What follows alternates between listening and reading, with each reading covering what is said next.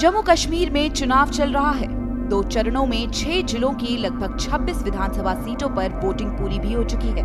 इसी बीच तीसरे चरण के लिए चुनाव प्रचार करने के लिए जम्मू कश्मीर के चेनानी और उधमपुर में पहुंचे गृह मंत्री अमित शाह के कई बयान सुर्खियां बटोर रहे हैं। बीजेपी के लिए वोट की अपील करते हुए अमित शाह ने अपने मैनिफेस्टो में किए गए वादों को दोहराया, जिसमें प्रधानमंत्री किसान सम्मान निधि योजना की सालाना किस्त 6,000 से बढ़ाकर 10,000 करने, जम्मू में अंतर्राष्ट्रीय हवाई अड्डा बनाने, जम्मू में मेट्रो चलाने, 100 मंदिरों का जीर्णोद्धार करने समेत अग्निवीरों को 100% नौकरी देने का वादा शामिल था। इसके साथ ही अमित शाह ने विरोधी पार्टियों पर जमकर निशाना साधा।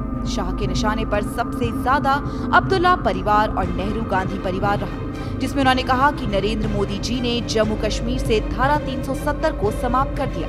जम्मू कश्मीर 40 साल तक आतंकवाद की दहशत में रहा, 40,000 लोग मारे गए, 3,000 दिन कर्फ्यू रहा और अब्दुल्ला और नेहरू ही हैं जो जम्मू और कश्मीर में 40,000 लोगों की हत्या के जिम्मेदार हैं। हर दिन पाकिस्तान से प्रेरित आतंकवादी बम और गोलियां चलाते थे, लेकिन मोदी सरकार ने धारा 370 खत्म कर दी।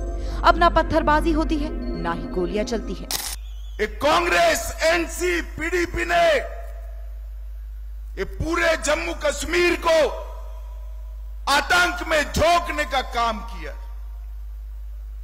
40 साल तक आतंकवाद चला, 40,000 लोग मारे गए। ये 35-40 साल में 3,000 दिन कर्फ्यू रहा। हर रोज ये पाक प्रेरित आतंकवादी बम धमाका और गोलियां चलाते थे। मोदी जी की सरकार आई, धारा 370 गई, ना पत्थरबाजी हो रही है, ना बम धमाके, ना गोलियां। और ये लोग एनसी, पीडीपी, कांग्रेस फिर से जम्मू कश्मीर में आतंकवाद लाना चाहते हैं। मैं बताकर जाता हूं, उमर अब्दुल्ला, आपकी जो इच्छा हो, आतंकवाद को हम पाताल तक गहरा दफन कर कर ही दम लेंगे। किसी की ताकत नहीं है। जम्मू कश्मीर में अब आतंकवाद फिर से आए। कांग्रेस और नेशनल कॉन्फ्रेंस पर निशाना साधते हुए गृह मंत्री ने कहा, कांग्रेस, एनसी जम्मू कश्मीर में फिर आतंकवाद लाना चाहते हैं, लेकिन किसी में ताकत नहीं है जो जम्मू कश्मीर में फिर से आतंकवाद लेकर आए।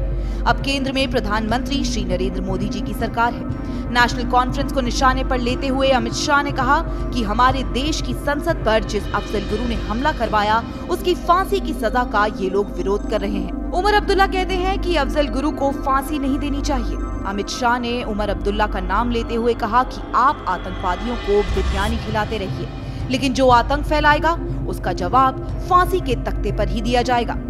उन्होंने कहा कि जब जम्मू कश्मीर में बेगुनाहों को आतंकी जान से मार रहे थे, उस वक्त फारूक अब्दुल्ला गर्मियों में लंदन में छुट्टियां मना रहे थे और महंगी मोटरसाइकिल चला रहे थे। फारूक साहब, शेख अब्दुल्ला के समय से आप कहीं न कहीं सत्ता में रहे, आपके बेटे उमर साहब भी रहे, आप भी रहे। आतंकवाद होता था तब आप कहां होते थे?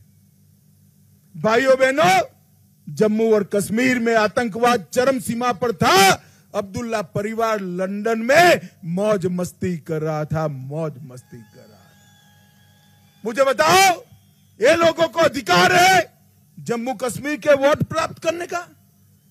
जो आतंक की आग में झोंक कर चले गए, यहां के युवाओं के हाथ में तो बंदूकें और हथियार पकड़ाई, अपने बच्चों को लंदन और दुबई में पढ़ा लिखा कर तैयार किया क्योंकि सत्ता का सुख भोग सके।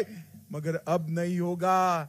अब पंचायती राज मोदी जी लेकर आए हैं। ग्राम पंचायत, तहसील पंचायत, जिला पंचायत, 30,000 युवाओं को चुने हुए प्रतिनिधि बनने का मौका हमारे नरेंद्र मोदी जी ने।